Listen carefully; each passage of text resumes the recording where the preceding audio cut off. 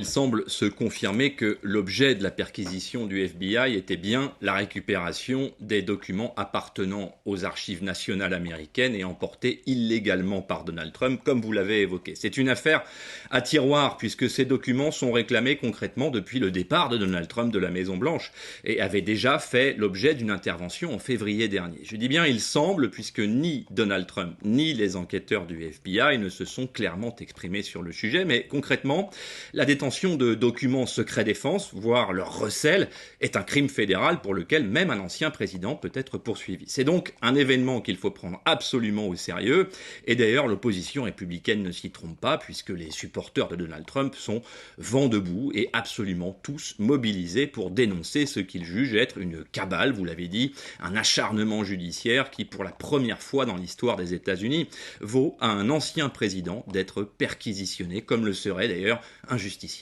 tout à fait ordinaire. Mathieu, alors que la bataille pour l'investiture républicaine en 2024 débute, cette affaire, est-ce qu'elle peut avoir des conséquences sur la candidature de Donald Trump?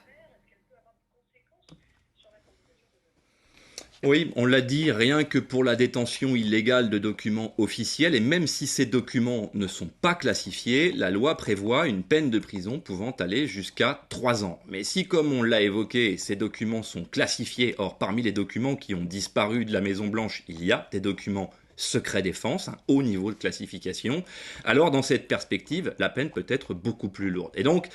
s'il est effectivement confirmé que la perquisition du FBI s'inscrit dans ce dossier, Donald Trump fait peut-être face aux soucis judiciaires les plus graves de son histoire, et surtout à un risque réel d'inéligibilité.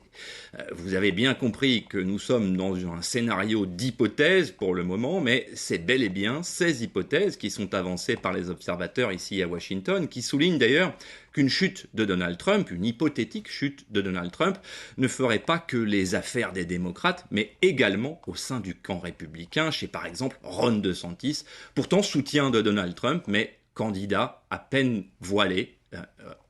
et crédible en réalité à l'investiture républicaine en 2024.